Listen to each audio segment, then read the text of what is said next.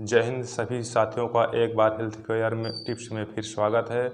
मैं डॉक्टर महेंद्र कुमार। हम आज आपको बीपी का हाई हो जाना के बारे में बताने चल रहे हैं, जिसे हाई ब्लड प्रेशर कहा जाता है। यह लोगों में बहुत अधिक गंभीर समस्या बनती जा रही है। तो यह हृदय के निचले भाग में पाए जाने वाले प्रकोष्ठों में जब संकुचन के साथ जो दबाव होता है, अधिकतम दबाव, उसे ही हम सिस्टोलिक दबाव कहते हैं। और जब हृदय के मांसपेशियों में कम से कम जो दबाव होता है, उसे हम डायस्टोलिक दबाव या प्रेशर कहते हैं।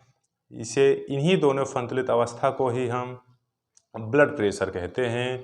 तो यह आजकल युवाओं में इसकी सामान्य मात्रा लगभग 120 से 120/80 एम मरकरी होता है। ठीक है। और अगर हम सिस्टोलिक दाब की बात की जाए तो यह 120 से 150 एम पर मरकरी होना चाहिए, जो सामान्य माना जाता है। और उसके बाद अगर यह 60 से 90 जो है एम मरकरी हो तो इसे डायस्टोलिक सामान्य माना जाता है। यह दोनों ही सामान्य अवस्था में माना जाता है, लेकिन अगर यह जो है 150 से ऊपर हो जाए तब उसे हम जो है हाई ब्लड प्रेशर कहते हैं। ठीक है। और यह बीमारी, यह रोग उम्र और प्रकृति के अनुसार कम और अधिक होता रहता है। ठीक है। अब हम आपको बताने चल रहे हैं कि हाई ब्लड प्रेशर होने के क्या क्या कारण हैं, कैसे यह हो जाता है।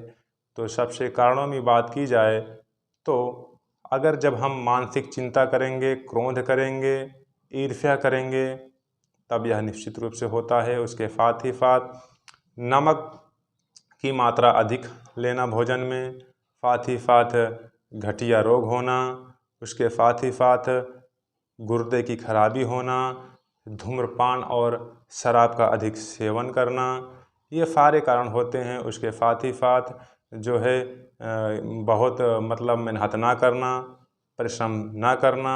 उसके साथ ही साथ सबसे खास बात, रक्त में कोलेस्ट्रॉल की मात्रा बढ़ जाना।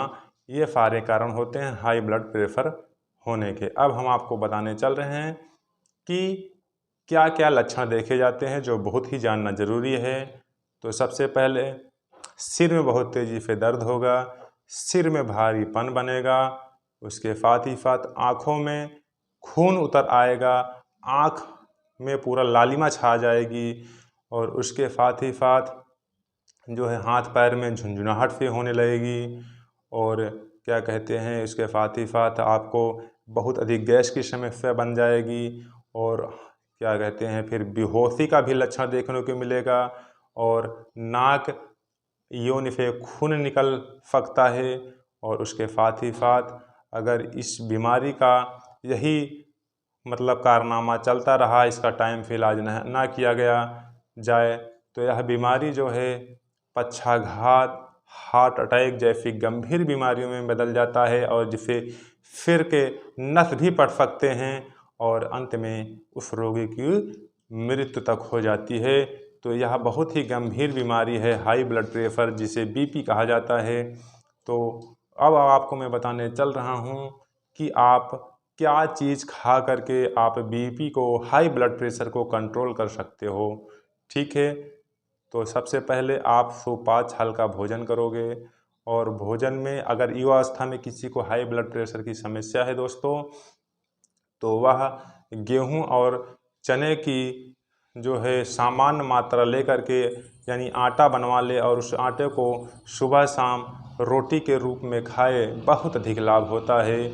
और उसके साथ ही साथ सबसे खास बात, अगर आपको ब्लड प्रेशर की और समस्या है तो आपको जो है नमक की मात्रा कम कर देनी है अपने भोजन में, बिल्कुल उसका सेवन नहीं करना है। और सबसे खास बात, भोजन करने के बाद नियमित रूप से आप छाछ पिएं, हाई ब्लड प्रेशर में बहुत अधिक लाभ होता है। उसके साथ ही साथ आप जो है फलों में सेब खाएं, पपीता खाएं, नारंगी खाएं, और बेल खजूर खाएं, जो बहुत अधिक फ़ायदा होता है। सब्जियों में बात की जाए तो आप जो है आप खा सकते हो।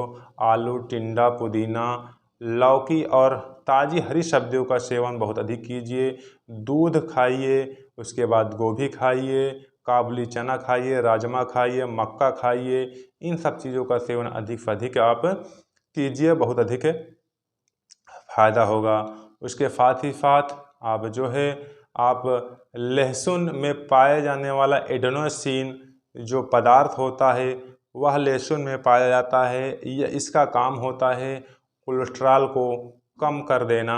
हमारे शरीर में अगर ब्लड में कोलेस्ट्रॉल की मात्रा बढ़ जाती है तो लहसुन की 3 से 4 कलियां सुबह आप खाएं चबा करके, उसके बाद गुनगुने पानी से निगल ले जाएं तो आपके जो है कोलेस्ट्रॉल की मात्रा भी कम हो जाती है और जिससे जो है वो नसें फैल जाती हैं और ब्लड प्रेशर जो है बढ़िया से होने लगते हैं, नसें ढीले हो जाती हैं और आपका ब्लड प्रेशर तेज़ी से चलने लगता है।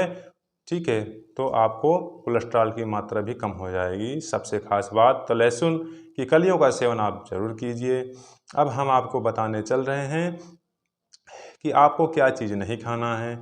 तो आपको अधिक तेज़ मिर्च मसालेदार चटपटी चीज़ों का सेवन बिल्कुल नहीं करना है। मांस, मछली, अंडा और काफ़ी, शराब, व्हिस्की, रम, गुटखा, तंबाकू और धूम्रपान बिल्कुल नहीं करना है। और मलाई युक्त दूध, मक्खन का भी आपको परहेज़ करना है और नमक भी बिल्कुल नहीं खाना है, जैसे मैंने पहले बता दिया।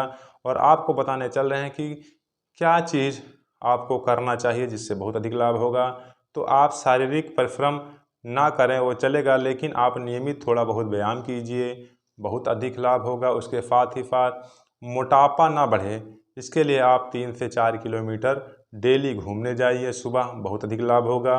और आप योगाभ्यास में श्वासन करें ताकि आपको सुख और शांति मिले, बहुत अधिक फायदा होगा। और समय समय पर आप विश्राम व मनोरंजन, हास्य प्रति चीज़ें देखें, अच्छा लाभ होता है।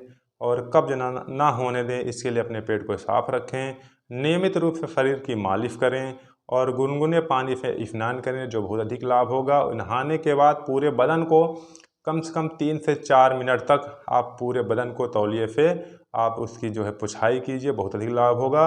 और सबसे खास बात, आप रुद्रांश की माला पहनिए, वो भी पंचमुखी माला धारण कीजिए। हाई ब्लड प्रेशर में बहुत अधिक लाभ होता है। तो अब उसके साथ ही साथ आपको बताने चल रहे हैं क्या चीज़ नहीं करना है। तो आप रात्रि जागरण ना करें, ठीक है। कोलेस्ट्रॉल और चर्बी बढ़ाने वाले भोजन ना करें।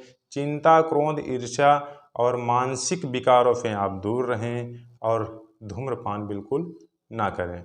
तो दोस्तों बस यही तक थी मेरी जानकारी।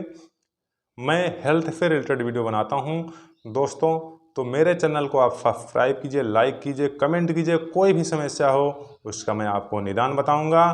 तो प्लीज़ आपको पता होनी चाहिए साथियों, वीडियो बनाने में बहुत अधिक मेहनत लगता है। तो प्लीज़ लाइक, शेयर और सब्सक्राइब कीजिए। जय हिंद साथियों।